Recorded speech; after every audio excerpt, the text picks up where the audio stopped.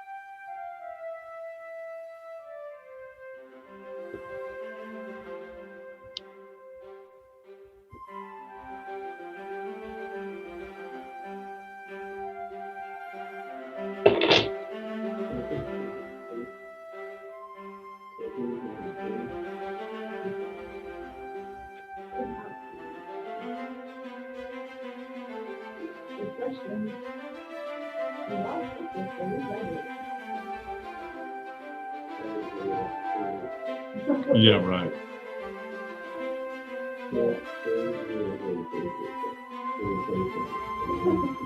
That is.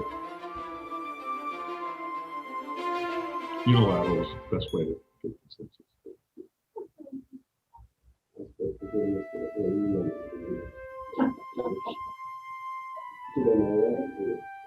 Yes, he said yes. Is he only 120 and not maybe? Stop noise. 120 It's 2 minutes late. And all the other ones for 90 seconds. But, I copied you on the email.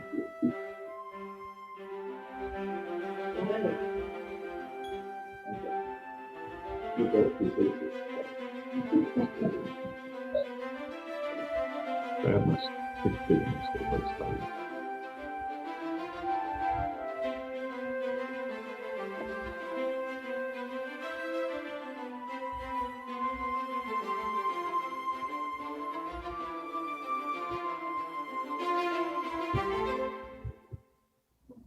Okay, I'm going to click start webinar.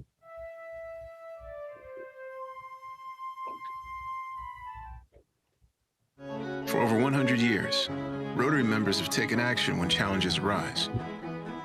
We know what people can do when they come together and put others before themselves. The team lead said they will continue the campaign to fight against the coronavirus. Local Rotary Clubs deliver food and supplies to people in need. Strangers become friends, helping hands multiply, and problems turn into solutions. We are Rotary. We are people of action. Learn more at rotary.org/action.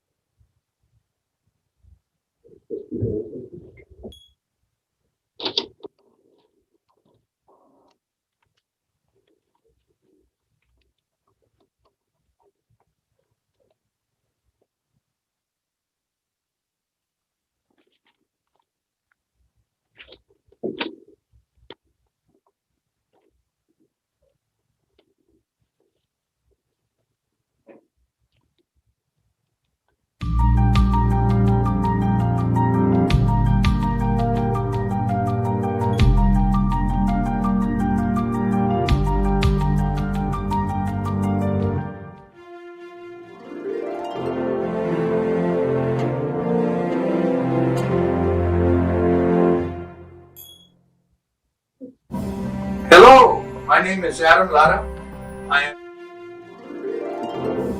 Hello, my name is Adam Lara. I am a member of the McAllen Rotary Club.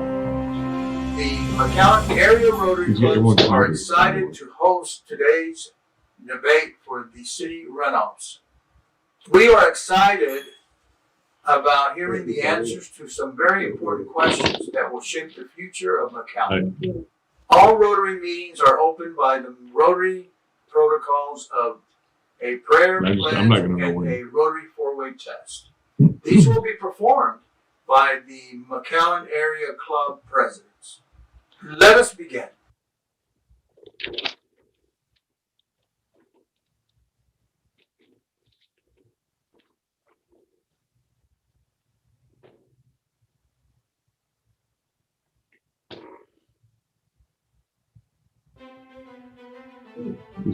Does he know we're meeting?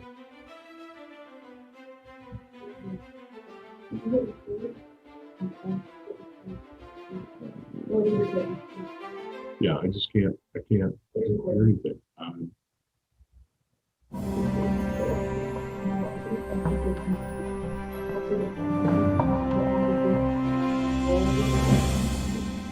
But, okay. I pledge allegiance to the flag of the United States of America and to the republic for which stands, one nation, under God, indivisible, with liberty and justice. Does he know are we supposed to have sound, right? Yeah, so he has to do, he just has to. Oh. He's liking from his, like, I think he's liking them out. No band name to start. Maybe you could text them, the text you I think he should be coming out, because it's the boys and the prayer, the pledge, Mm-hmm. And there's going to be always. Adam, another introduction. Thank you. maybe. I am excited to announce that the moderator for all of the runoff debates will be Dan Worthington from the McAllen South Rotary Club. All the questions have been submitted by Rotarians to a committee that have provided the questions to Dan just prior to the debate. He will ask the questions and keep the time, and he will introduce the candidates and manage the debates. So Dan, I send it over to you.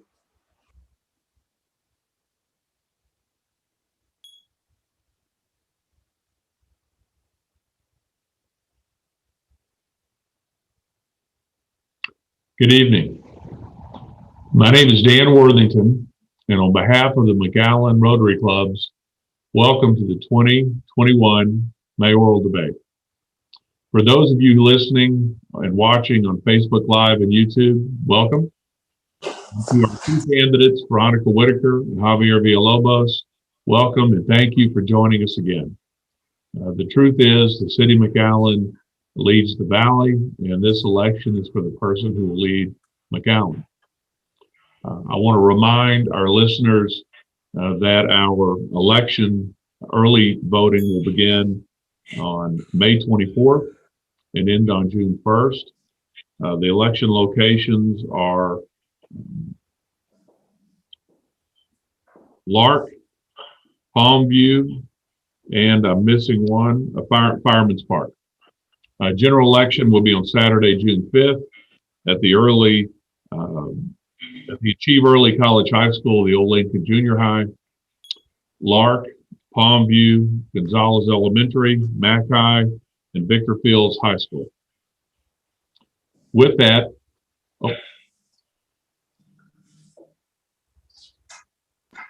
it's Victor Fields Elementary on Dallas. Right. I promoted the elementary to high. I should know of the city in McAllen. We got McAllen Memorial and Nicky Rowe. Here I'm adding in IB, and I'm adding a high school. We'll ask you about the need for a high school when we get to the school board election. With that, we're going to begin our debate. Would like to start, Mrs. Whitacre, with your opening remarks. We'll then move to Mr. Villalobos, and then we'll move back to Mrs. Whitacre for our first question. So, Mrs. Whitacre, the floor is yours. Tell us why we should vote for you for mayor.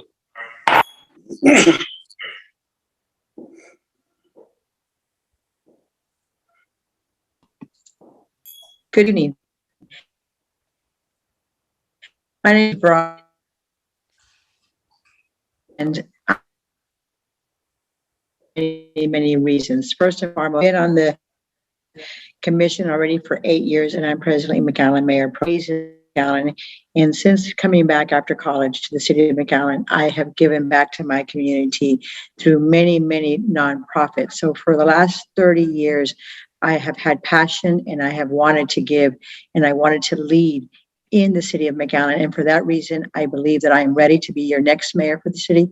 And I really believe in our, we have in the city already today, our city has grown tremendously from since I was, here as a child. Our city has grown. La Vista used to be really far north. Today, 107 is north of McAllen. So, it's grown well. We have a lot of businesses. We have restaurants. We have a lot of different avenues for entertainment, for exercise, for schools, for colleges. We have pretty much everything here now in our own backyard so that people don't have to leave and they can stay here, work here, and grow their families here. So I'm proud to have been here. I'm proud to have seen their growth, and I want to continue to be able to be a part of the growth for the city. So I'm here to help. Veronica, thank you. Javier, tell us why the voters should consider you for mayor of McAllen. Certainly. Well, first of all, thank you very much for having us again. I'm kind of excited that we finally have to get this one-on-one and the residents can finally get to distinguish our positions. Look, McAllen has a population of about 150,000 and it's increasing fast. We have a mayor, Jim Darling, that is very knowledgeable about municipal law and governmental law. Now, we need to make sure that whoever takes the helm at the city has the same type of experience. Now, I've said it before and I'll say it again. McAllen cannot be left in inexperienced hands. Now, I can only offer 20 years of business experience coupled with 23 years of governmental experience. For 23 years, I have represented city schools, EDCs, housing authorities, and other governmental entities, telling those elected officials what to do, how to do it, and when to do it. I have done the legwork with these entities, and that's where you learn what government is about. When matters are brought to an elected official, the staff has already done everything. They've pretty much done everything. So you bless it or you don't bless it. So you don't gain experience just because of you're an elected official. I have done the legwork for 23 years. My opponent has not. In 3 years, in 3 years, I have voted on every single issue on the commission. I have never had a conflict. I have never recused myself, abstained, and I have never intentionally been absent because of an unpopular issue or because it's not something you don't want to take upon. My opponent can't say that. Mr. Villalobos, I'm going to interrupt you. Your screen flashed to just your name. Okay, hold on a second. Am I back? You're back. Okay. Technology is great. Yeah, I tell you. Okay. So in my voting, no one can question my integrity of any of my votes. I've said it before. I will make the tough decisions at the time that they have to be made, regardless of popularity or regardless of any special interest. Now, everyone knows I'm fiscally conservative. I guard my tax dollars, our tax dollars, as if they were mine. I protect our property values and always hold the line on taxes. Spending, I do it wisely. If you want good and competent leadership, if you want honesty, integrity, transparency, if you want knowledge, experience, and skill, ladies and gents, I humbly ask for your vote. Mr. Villalobos, thank you. Mrs. Whitacre, we're going to start with you with the first question. During the, I would say primary, but during the first round, there were a number of candidates, and y'all went through a lot of debate. It seemed like every time we were turning on YouTube or Facebook, y'all were somewhere talking to someone. And my question, the first question to both you and Mr. Villalobos will be this. What one idea that you may have heard from one of your opponents, whether it's Mr. Villalobos or any of the fine three opponents who didn't make the runoff, did you hear that you thought, gosh, I wish I'd thought of that and I may steal it if I'm mayor? So who's first? So, Ms. Whitacre, you're first, and then we'll go to Mr. Villalobos. You know, I did not hear anything different from any of my opponents during the first round. Most of us spoke, of course, of transparency. Most of us spoke of experience, efficiency, fiscally responsible. And the one item that all of us spoke of course, was business, small businesses, and maybe we need to bring more businesses to the city of McAllen in order to continue growing. It is very, very important that we continue to have job opportunities, employment for our citizens here in the city, and so that we are able to grow our city, grow our business, and to be able to that we need to have more different types of businesses, not just, of course, all different types of businesses. And we need to bring larger companies to the city of McAllen that would employ more than 1,000 people or 500 people, so that we have those opportunities also as other larger cities do. McAllen is now, it's ready. We're prepared for those entities. We're prepared. We have, space still left. We have empty lots that we fill, our MEDC area. We have so many areas now that because of our growth, we are able now to accommodate large companies to come to McAllen. Airlines have increased tremendously. So we have opportunities that we did in the past, and we're ready to move McAllen. So thank you. Thank you, Mrs. Whitacre. Mr. Villalobos, same question. What one idea or proposal did you hear from one of your opponents during the extraordinarily large number of prior debates that you think sounded like a good idea and something you might want to take for your own?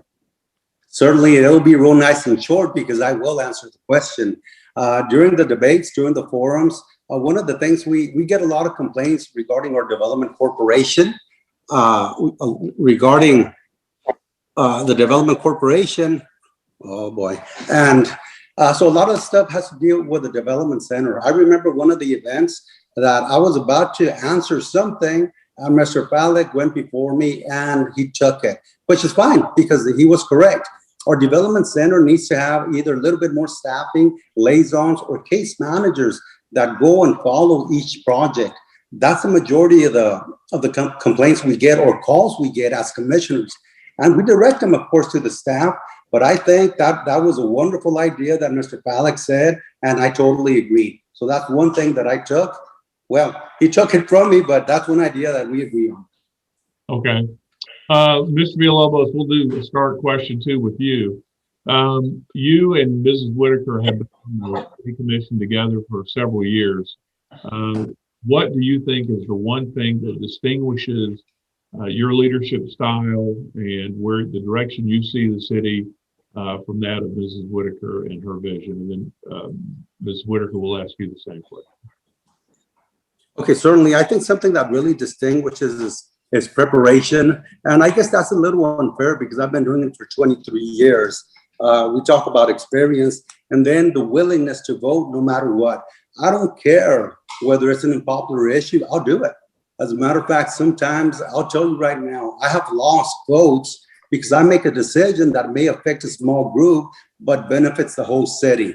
I think I always have the courage to do what I have to do at the time that has to be done. Said it before and I'll say it again.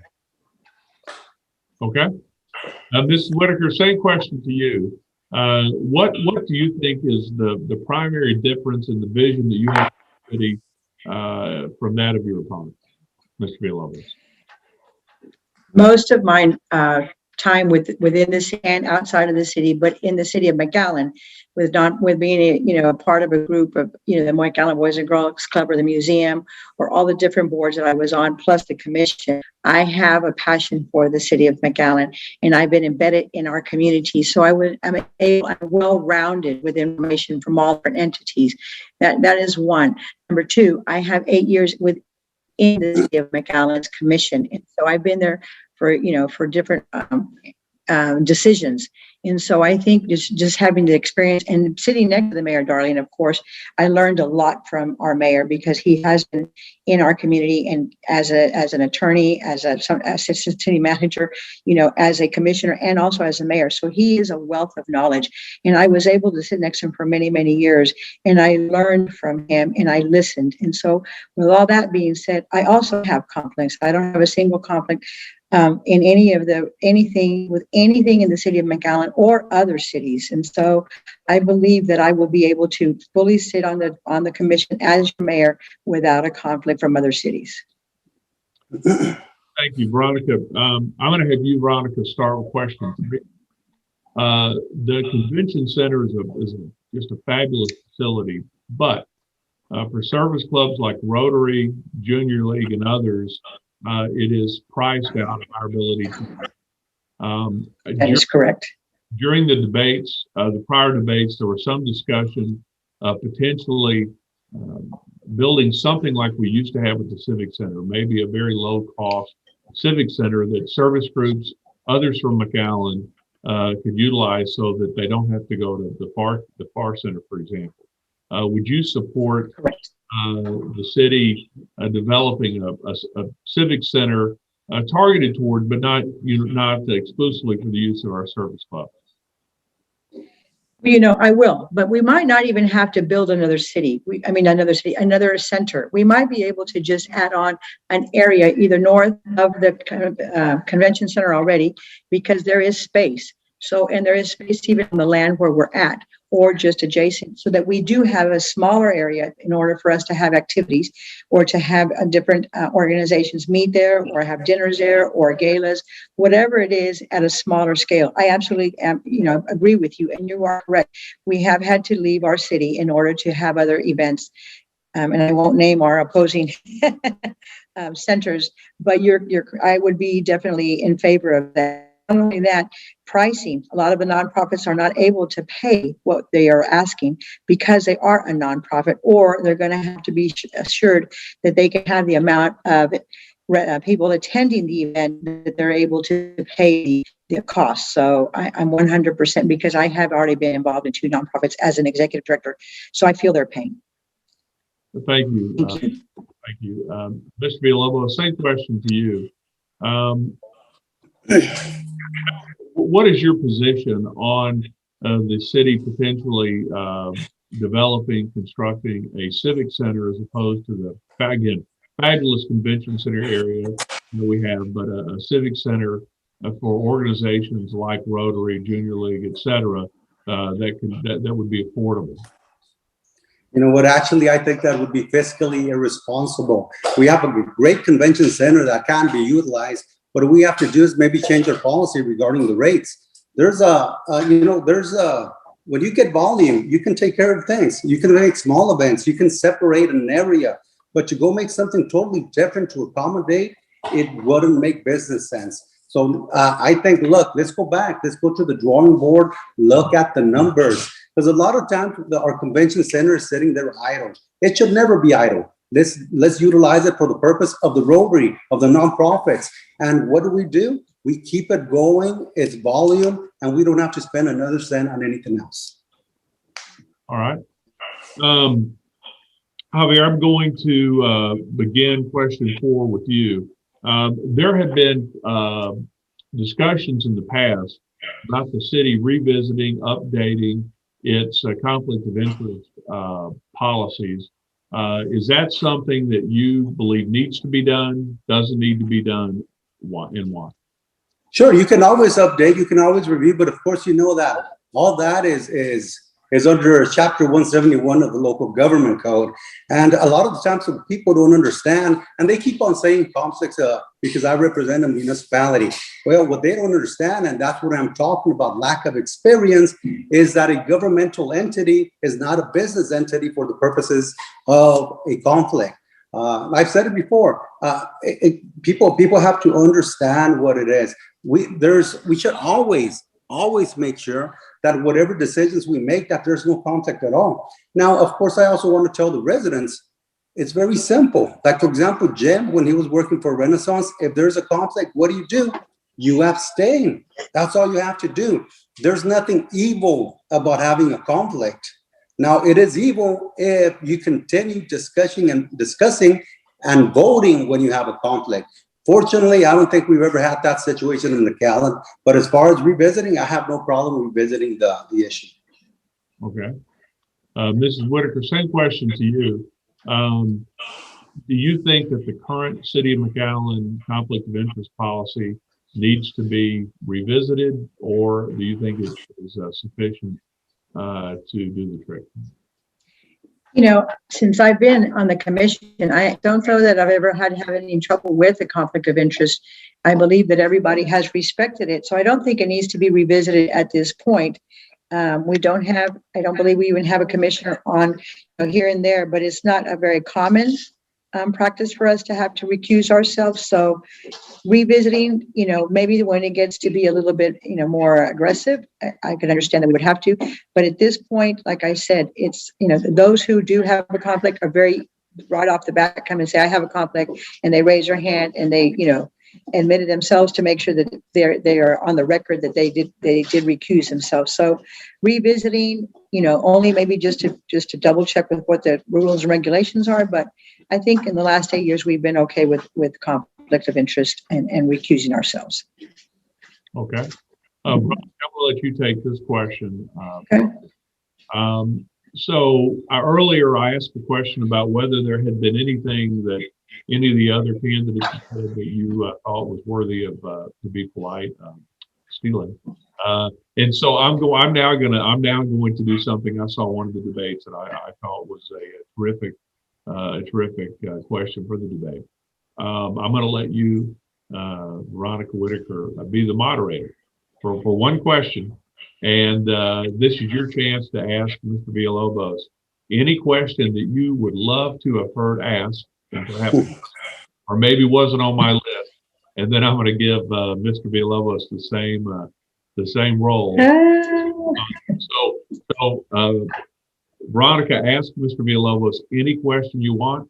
We'll have Mr. Villalobos answer, and then we'll turn the tide and give him the same shot. I guess I would ask, as mayor of the city of McAllen, what is the first thing that you think is the most important that you're going to do to change or to add, or, what is your change going to be for the city of McAllen? Well, actually, I don't think we're going to have any drastic changes. I think McAllen has a good administration. They have elected officials. We've been doing well. As a matter of fact, we got city commissioner from our great state of Texas.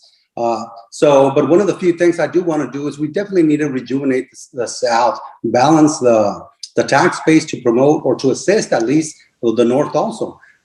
There's a couple of things that I want to do on Nolana, not on Nolana, but on Bicentennial, right north of the expressway. That's one of the first things people see when they come out of town, and it's not a pretty sight.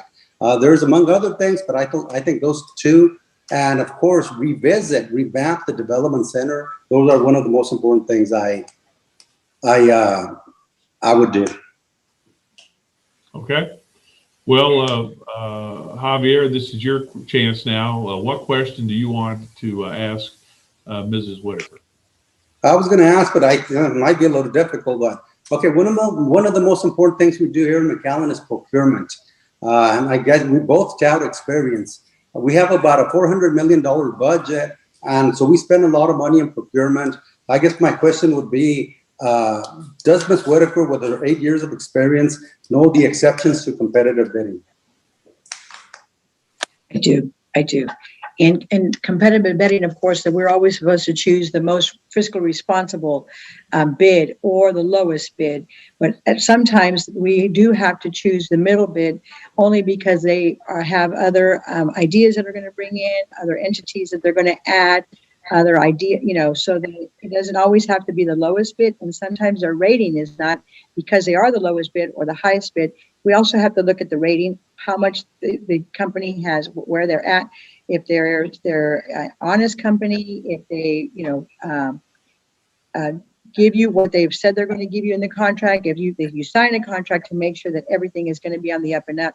We don't, and how many times they've worked for the city of McAllen. That's also very, very important. If they know our rules and regulations, and so that they're going to be able to follow what we're asking, if they're going to be able to follow what they need to complete, by what time they're going to be complete. There's so many different that we need to go into that, make sure that we choose the right company for the project. So it's important. Not all the time do we have to choose the lowest bid, but the best bid that is going to take care of McAllen and their needs and what they're going to be working on. Thank you. Mr. Villalobos, you have the next question. There has been some criticism from developers that the city of McAllen is sometimes not as streamlined or as easy or as consistent as it should be in approving projects. That is, it may be goalpost move, goalpost change.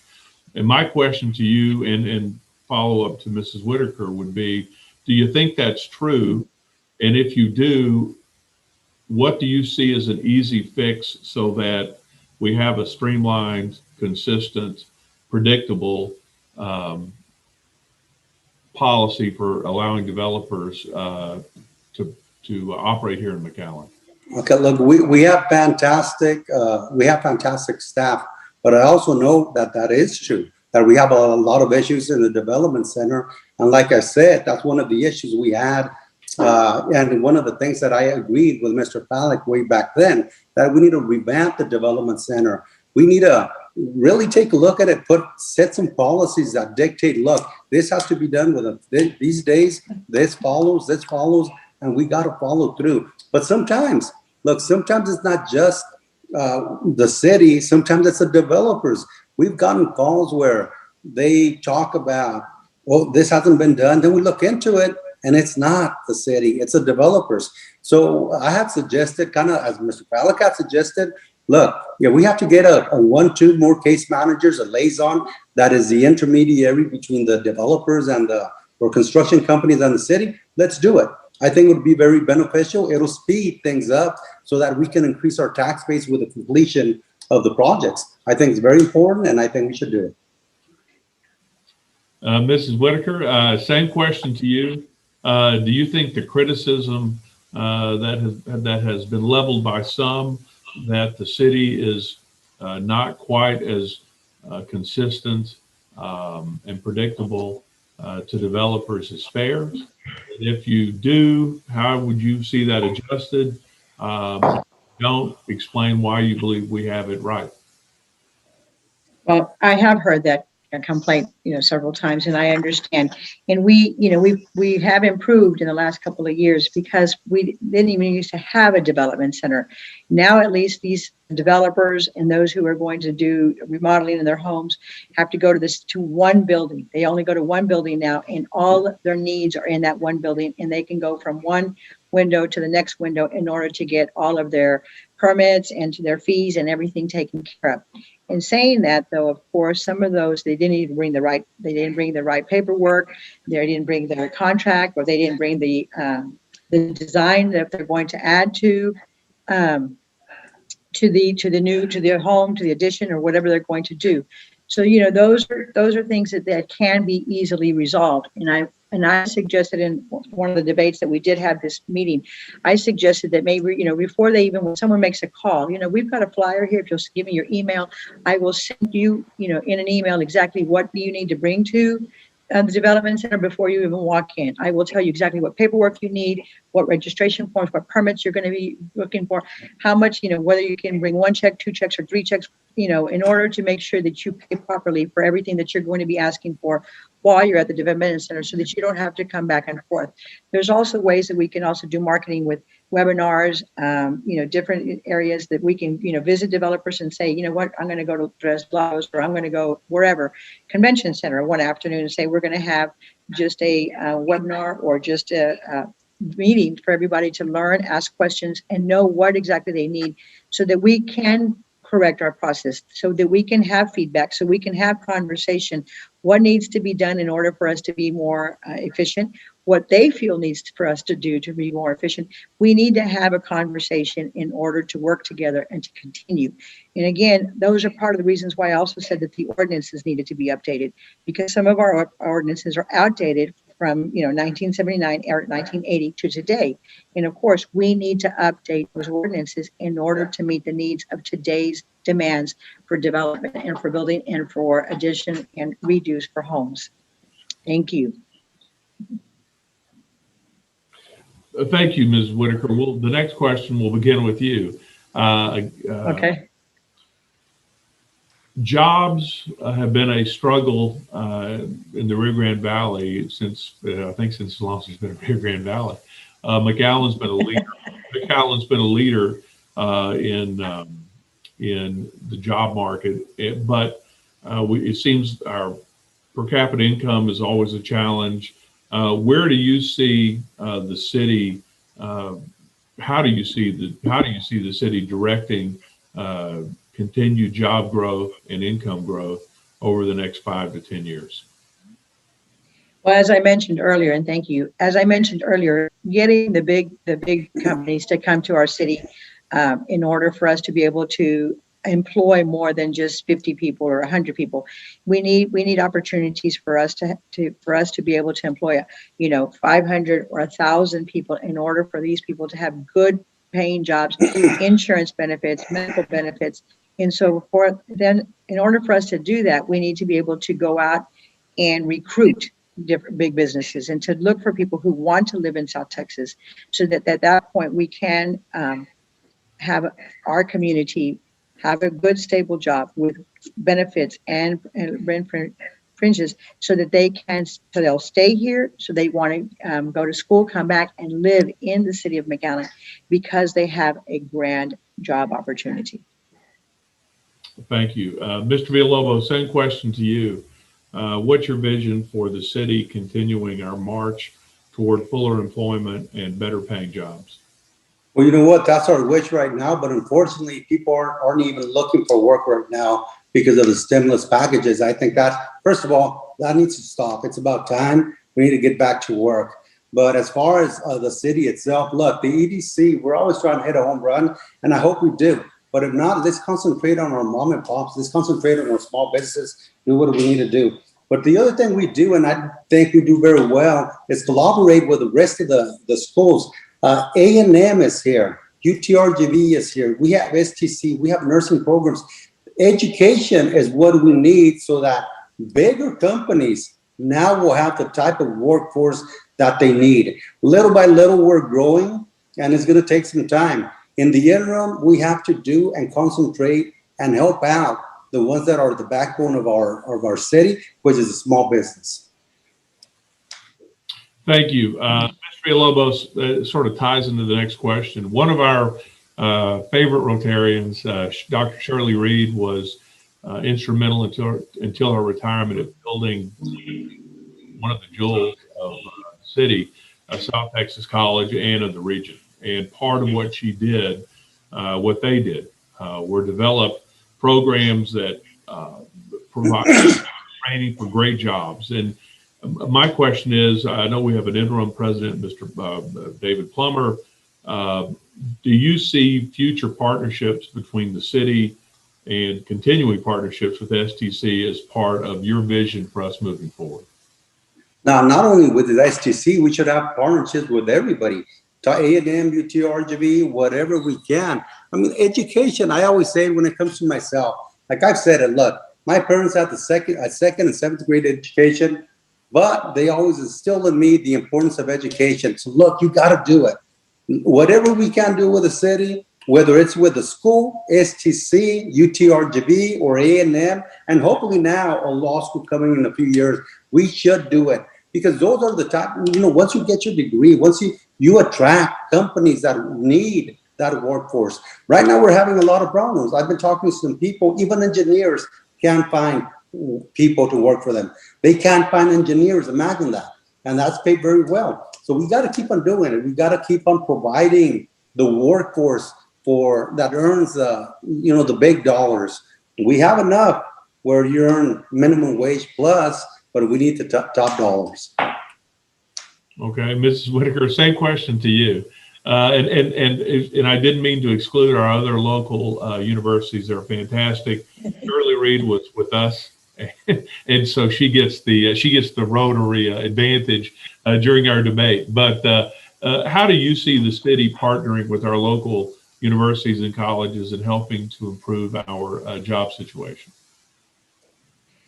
I think partnering up with all the different schools is very, very important in order for us to be able to pair some of the students who don't have the ability to leave McAllen for, family reasons. And so if we pair up a lot of those kids in all the different schools that we do have right here in our backyard, which is UTRGV, which is A&M, which is STC, I think it's important to make sure that those schools, and we partner up with when the kids are about to graduate from high school, that they have the opportunity to stay here. They have, sometimes those schools are able to even allow better monies, grants, or scholarships, or even financial aid for them to stay here.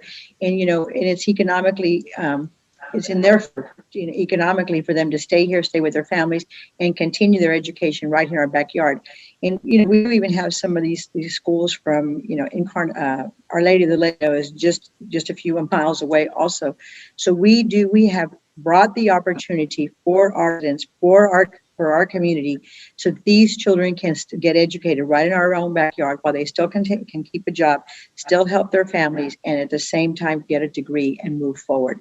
STC, of course, has a lot more opportunities. I know they've got nursing, they have pharmacy techs, they have education, they have welding, which we don't have anymore, refrigeration. All of those jobs you can get a certificate or a 1-year license, or in order for them to come back to stay here in our community. Those are good paying jobs that they don't have to leave our city, and they can get educated right here and start their career at the age of 20, 21, because they stayed at STC and they were able to move. Thank you. Thank you. Mrs. Whitacre, we'll start the next question with you. And this is another one that I've stolen from some of the Facebook chatter. The city of McAllen, of course, elects city commissioners through single member districts. Do you see any benefit to exploring whether there should be a hybrid system, that is a couple of the commissioners elected at large with some other portion of the commission elected by single member district? I know that right now we have 6 districts, and I know that they're looking at going back to 4 districts and 2 at large. As long as we stay with single member districts, I think that's the most important, because now each one of us has an area that we really take care of, that our residents call us and tell us that what their needs are, what we're missing. And, sometimes they're complaints, sometimes they're positive. So as long as we represent the entire city, I think is the most important. And then the 2 at large, maybe what we can do is divide the 2 at large, one north, north of Nolana or Hackberry, whatever you pick on, and the other at large, from the south side, so that we still continue to have a voice throughout the city of McAllen. Thank you. Thank you, Mrs. Whitacre. Mr. Villalobos, same question to you. Certainly, and I guess we kind of differ a little bit here. I'm the commissioner from District 1, but I represent the whole city of McAllen. So what I do and when I take my actions is to represent the whole city, District 1, 2, 3, 4, 5, and 6. Now, it's single member district is important because you have the representation of your community, and that's the purpose. But I think I wouldn't mind really having 2 at-large commissioners that have input from throughout, because we all do. As commissioner of District 1, I represent the interests of District 1, but actually I represent 2, 3, 4, 5, and 6 too. That's the way it should be, and I think 2 more wouldn't be bad at all.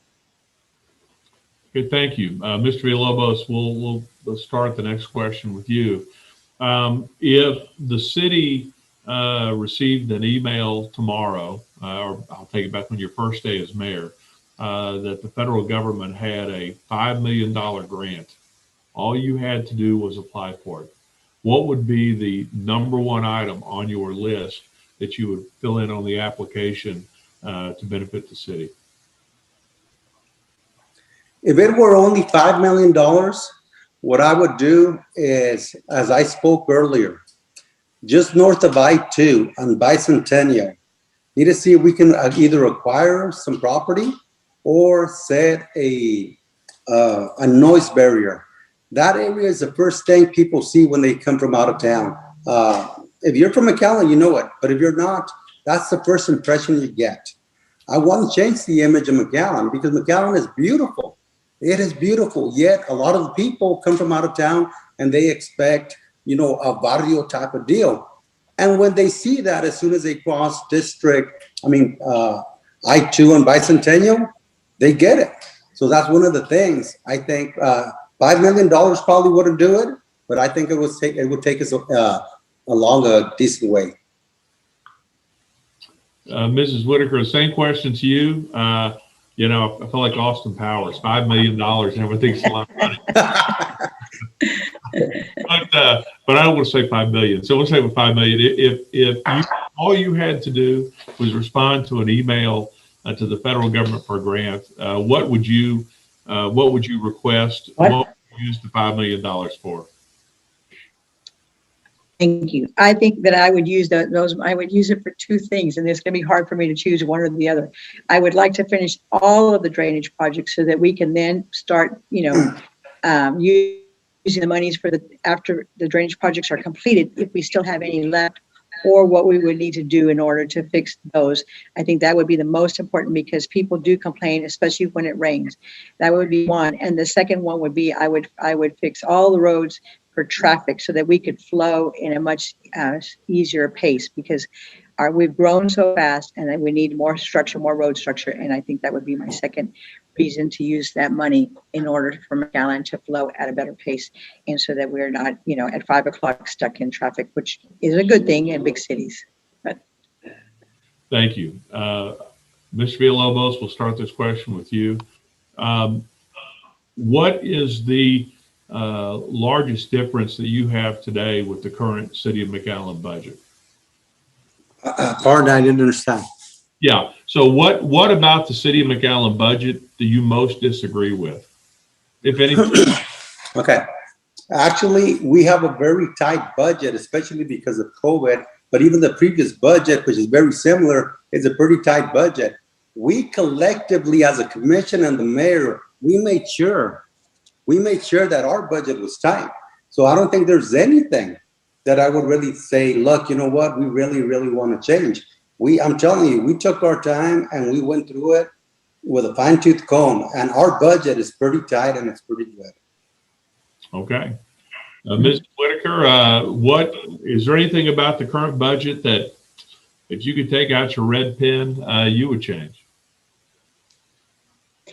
We started working on it since March, April, and by August, then we start looking at the budget, and we take about 3 weeks, 3 or 4 nights a week in order to, fine tooth comb over the budget and find out where we put all our monies. In the last 8 years that I have been on the city commission, we approve it, but of course, during the course of the year, we're able to amend and move monies if we need to, because we didn't use it in one project or another.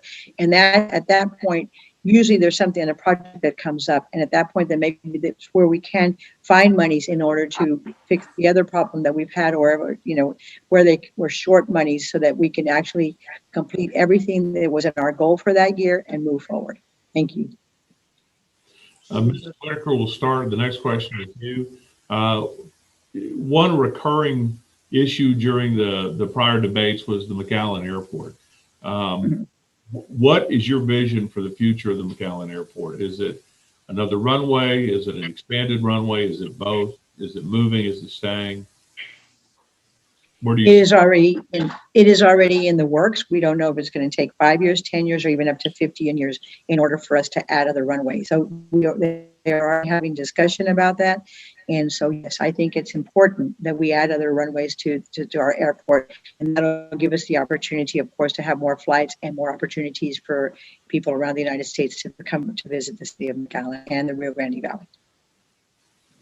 Mr. Villalobos, second question. What is your vision for the McAllen Airport, and do you think what's currently on the table that's been discussed is the right direction? Look, I think we are, but I think we also realize that it's going to take some time, because first You can't just build an airport and say, kind of like the baseball field, build it and they will come. No, you got to develop the flights. We just got 3 from Aeromar to Puerto Vallarta, Guadalajara, and of course to Monterrey. That helps. But until we get a lot more, then we're going to be able to attract different ones. Now, we have to be careful. Are we going to expand? Yes, we are, one day. But I don't think it's going to be anytime soon. I think it'll take a few years. Okay. Mr. Villalobos will start this next question. You know, certainly in the Rio Grande Valley, the communities have a unique attachment one to the other. Where do you see and how do you see regionalism within our area fitting in with your role as the mayor and your role as the top elected for the McAllen constituency? Certainly, I think it's very important. Well, first of all, I hope everybody realizes what happened during COVID. Our sales tax during COVID went up, and why? We realized that the McAllen, or actually the region, is strong enough to be self-sustaining, and that's amazing. So we can sustain ourselves. Our tax dollars or our sales tax dollars went up. It was incredible. But I think it's very important that we think regionally. Why? Because guess what the federal government wants to do? Guess what the state wants you to do? They don't want you to act individually. They want you to act as a region. How do you get more funds? By acting as a region. Get together. Make it a concerted effort. And believe me, that it works. It started to work, and it's going to work beautifully. We have, of course, from Harlingen to Brownsville to McAllen, we've been working it, and we've been doing very well. Mrs. Whitacre, same question. Yeah, how do you see regionalism fitting in with? I believe that we need.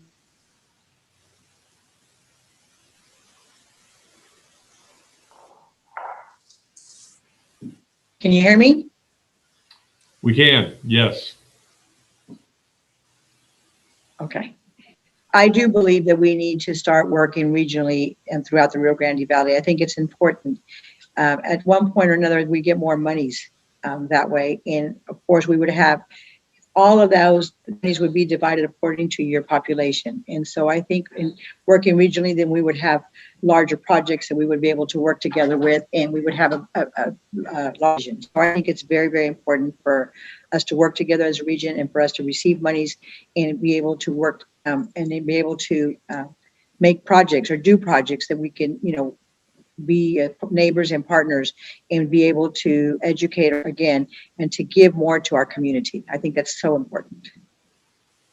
Thank you. Thank you, Ms. Whitacre. We'll start this next question with you. And again, this is something that I've lifted from one of the prior debate questions. Admittedly lifted. How, if at all, do you think the city needs to increase its transparency in the way it does business? That is, make it easier for folks to see what decisions are being made and how they're being made. Well, I'm glad you asked that question because we just opened up our workshops to that people can now view our workshops, and now they're going to be able to view most of our different department meetings and stuff, so that our transparency will be there, and those who have questions or concerns able to view all of our meetings and be able to have answers. And if they don't get the answer right off the bat, at least they saw the meeting and are able to then call one of our commissioners or even call City Hall to receive the that they're looking for. So I think it's a good thing, and I think we're becoming more and more transparent every day. Thank you. Mr. Villalobos, same question. Are there any improvements you think can be made with regard to the way the city handles dissemination of information? It's incredible, but I don't know if there's anything else we can do from televising our meetings to anything you can get. It's in the you can get it from the website, but unfortunately, I think we're still being haunted by Enrique Iglesias. So it's that issue happened years ago. There's legislation that even requires that we have somebody speak during a meeting if they do.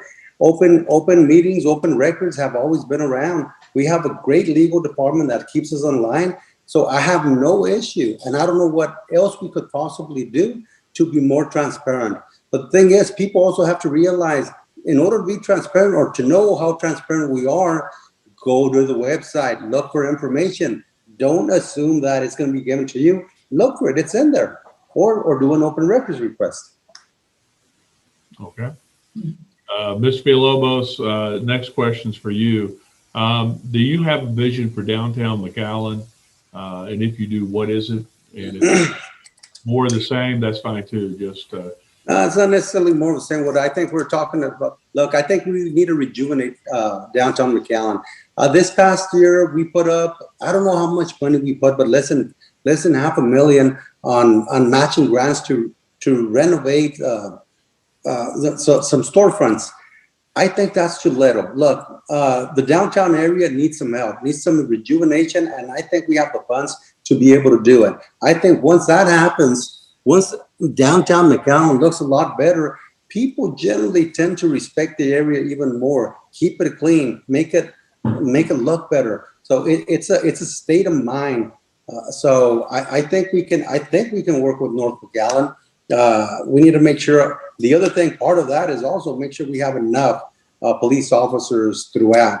But yes, we have a plan for downtown McAllen and even 17th Street, the whole area.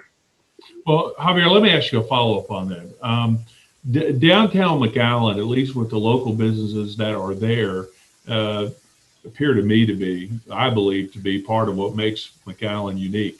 Part of your vision, does that involve assisting and keeping the local business people that are there now to help them stay, rejuvenated or not, but not create a situation where we lose some of the unique character of our downtown? No, we don't. We definitely don't want to lose them. We need them. That's what we talk about. They're the backbone of McAllen. So that's what we need. But we can help them rejuvenate some of the area where people want to go, where they feel even something that looks newer, feel safer. We can help them, but definitely not cut it down. Veronica, the same question to you. What's your vision for downtown McAllen? Well, I would start first of all with 17th Street. I think that we need to add a few family restaurants so that during the evenings, even from 5 to 10 o'clock in the evening, that we have family walking the streets of 17th Street. So it kind of disseminates just, at 10 o'clock it opens up and it's a full-blown, bar hopping from one bar to the other. And there's just a lot of young kids, or not young kids, but young adults, on 17th Street. I think we need to just kind of spice it up with some restaurants, little boutiques, shopping for all, just a variety, a difference. I think that's the most important. And I do want to revitalize downtown. It's I remember when I was, younger, we used to walk the afternoons all down the sidewalks and, window shop. And and you'd see lots of families there, and those bring great memories. And I think that it's important for us to have an area. When you go to bigger cities, there's an area that's dedicated that just reminds you of the city that you're in. And I always bring up Nashville, Tennessee. When we went to Nashville, Tennessee, there's an area you would go to. You would have dessert in the afternoons. There's boutiques, there's restaurants, there's little bars. It was a very unique area, and people, go to that area because it's one of their hot spots. And so I think that's what I would look for. And yes, definitely we need to rejuvenize and spruce it up again and get some activity and positive so that people want to, again, come to McAllen and do an area that's unique. Thank you. And Veronica, let me ask you this similar follow-up to Mr. Villalobos. Is part of this rejuvenation, do you believe that a commitment to the existing business owners and the unique downtown flavor is something that has to be maintained? Well, to an extent. I'm sorry. This was a follow-up. I'm sorry, Javier, to Ms. Whitacre. Oh, okay. I apologize. It's okay. At one point, we had a committee that was the 17th Street Committee, and through the last couple of years, it went away, and people did not follow up and have meetings with them again. And I think we need to bring those owners, they were restaurant owners, some of the shops are there. They had a committee just for the 17th Street and the 16th Street area so that they had a voice. And I think that we need to start that again in order to find ideas, what they've gone through, what worked, what didn't work, so that we can move forward in a positive way and make it work this time around. Thank you. Mrs. Whitacre, this next question's for you. And we're nearing the end, but we have a couple of questions left. This was a question that was asked repeatedly through the other debates. I want to ask it again because now with two candidates, I think it'll be easier to remember the answer. What do you have a plan, or what was your priority for the use of the $42+ million COVID money? Grants for those businesses, local businesses, that to me was the most important. A lot of the local businesses were not able to thrive because they had to close down during the pandemic. And so I think that giving back to them, and then of course, spreading the wealth to all of those that did, needed, in order to start up again, or some of those businesses did close and they went other places. But it's most important to keep our businesses that were thriving at one point, but due to the fact that they weren't able to walk into their stores or walk into the restaurants, I think that we need to give them a boost and use some of those monies for definitely, and grants, and ask for grants again. Okay, thank you, Ms. Go ahead. Did I cut you off? I was just going to say and I think some of even the home businesses that people don't realize that they're living, and they do report all of what they make. I think some of those do need the opportunity to also receive a grant. Okay. Thank you. Villalobos, same question to you. Where do you see the priority in the use of these funds? So, first of all, it's kind of like we did this last time. The first thing you do is make sure that you replenish your budget if there's any unders because of COVID and everything. Once you replenish the budget, then you're good. So what do? Boom, we help out small businesses like we did before, but not just 4 or 5 million. Let's try a little bit more because they've been hurt and we can help them. And we really can, because it doesn't sound right, but this is kind of like a windfall for the city that we can utilize to help out our small businesses in our community. Now, the other thing I would definitely do is, since we cannot reduce our taxes, even though sometimes we talk about it, because the legislation does not allow it, what we could do is then give some credits to every household in McAllen through their water and sewer, and then replenish it with the funding. I think that'd be a great idea. And then, of course, at the very end, we can do small business loans to spur activity with small businesses. And then, this is very important, finish the projects that we have pending with the city of McAllen. This is, like some people say, it might be a once-in-a-lifetime opportunity. We got to spend it, and we got to spend it wisely, conservatively, and make sure that we get the best bang for our buck. Mr. Villalobos, I'm sorry, Mrs. Whitacre, I don't think I asked you the question. Same question to you. No, I did ask, right? Yeah. My list has gone completely crazy now at the end of this thing. Mr. Villalobos, last question. And I hope this is, it's a simple question. It's an important question to us. What makes you proudest about being a resident of McAllen? What makes us proud? Look, I represented cities throughout the area, going from Crystal City, done work in Corpus Christi, San Antonio, McAllen, and not just McAllen, the area. We are one good, friendly people. And then here in McAllen, nobody else is like us here in McAllen. McAllen, we take care of our people. We have the best stability in government. When people go in there, they don't go in with the intention of, I'm going to replace the city manager, the city attorney. I'm going to replace engineering. No, you go in there with the intention of doing what's best. That's what I did when I went in as commissioner 3 years ago. And that's what I intend to do as your next mayor. Ms. Whitacre, same question to you. What makes you proudest about being from here and living here and wanting to be mayor here? Well, since I was born and raised here in the city of McAllen, I've seen its growth. I've seen its addition of all the different restaurants, all the different shops, all the different stores, everything, the parks. Our city has grown tremendously and in the right direction. Our school districts, schools, everything, now we have the opportunities. A lot of people always say now, you hear them say, I don't have to go to San Antonio, I don't have to go to Austin. I have everything I need right here in my own backyard. And I want to applaud McAllen, the leaders, and those who had the vision to continue to grow McAllen in the right direction. Because again, we now have all the amenities, restaurants, schools, colleges. We have something to offer each and every one in our own city, and have the opportunity for them to stay here, get educated here, or find different, something that they want to do, but they're going to stay in McAllen because we pretty much have everything that you would in any other city or in the state of Texas. So I'm very proud to seen its growth. I'm very proud to see where we're at today. And I would be very proud to be able to say that I am going to lead them and continue our road to success in what we've already have. Thank you. And Mrs. Whitacre, we gave you the first word. We're going to let you open our closing. Tell the voters of McAllen why you, and then we'll let Mr. Villalobos have the last word. Me? Why me? Well, I was born and raised here, and so were my 5 brothers and sisters and my parents. I have been committed to my community for the last 30 years by giving back to the organizations that made McAllen better, to the school district, because I was an educator. I gave back to the children. I was here in ISIS growth. I was here to see all of our accomplishments, everything that we have today. And it makes me proud. And again, I want to be able to, I have experience. I'm trustworthy. I'm exclusive to McAllen. I'm exclusive with my family. I'm exclusive because I was born and raised and educated here in the city of McAllen. And I've been on the commission in a lot of nonprofits for over 30 years. And so I want to continue with the vision that I've had, and that's to be committed to my residents, committed to my family, and committed to giving and to growing McAllen in the right direction.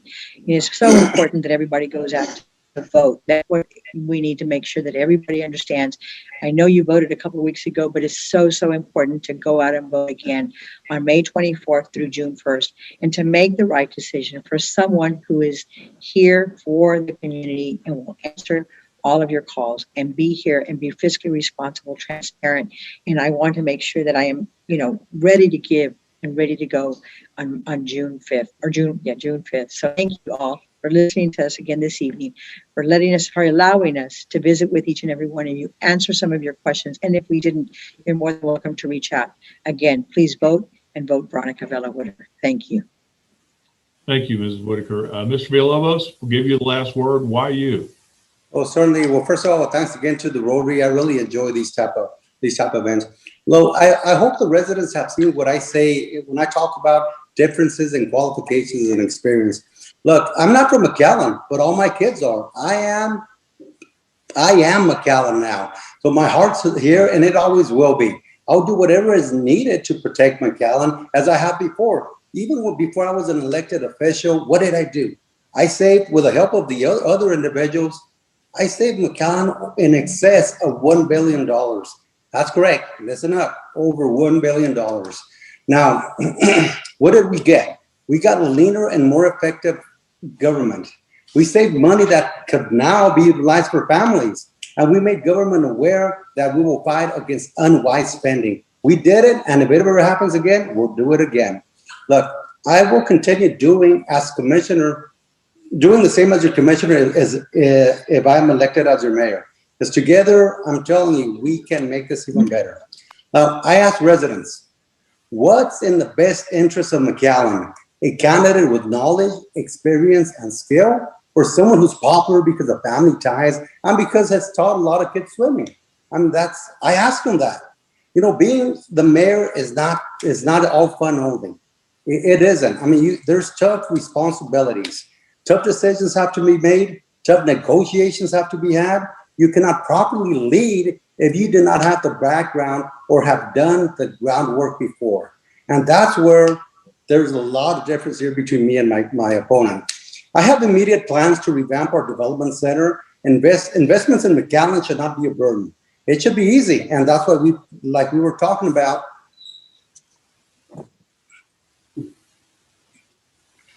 Oh, there we go. Like we were talking, I apologize. Like we were talking about, it shouldn't be a burden. If we need staff, let's put a little bit of staff, but let's promote expediency. Let's get it fast. Let's get the tax base up quick, help the developers, the construction companies, and everybody. Look, our development corporation needs to concentrate. They need to concentrate in assisting our local small businesses. We're always seeking the home run. But if we don't get it, let's help our families that put their capital at risk right now. We must rejuvenate the South. And why do I say it? Because look, we rejuvenate the South. It assists the North with normalizing the tax base, and then everybody carries the burden instead of just the South. That is very, very important. We must increase our green spaces. And believe me, people talk to me about this every day. We must provide for our nature parks. They tell me every day. Okay, so residents are demanding it. Green spaces, parks are very important, and I'm telling you, residents are demanding it. So, ladies and gentlemen, we can do all this without raising taxes, and we really can. We have a good administration, good staff, good everything. We can do it. So, I ask you to look at experience, and I humbly ask for your vote. Ms. Villalobos, thank you. That brings us to the end of our debate. Once again, on behalf of the McAllen Rotary Clubs, we really appreciate, for those of you who are watching, we couldn't be more thankful to Mrs. Whitacre and to Mr. Villalobos for attending here tonight with us.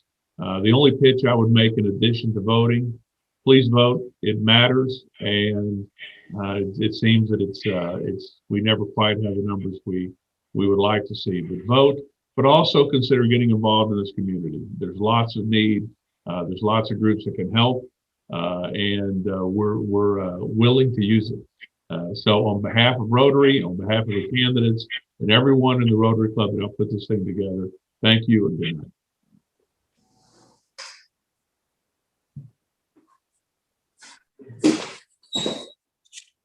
What is Rotary? We're a network of people like you. In fact, we're the original social network. More than 1 million of us live just about everywhere you can think of. And we mean everywhere. We get together to exchange ideas, grow our businesses, and make new friends. We volunteer to help our own communities or someone else's. We're right around the corner. Come join us. The name is Rotary. Rotary International.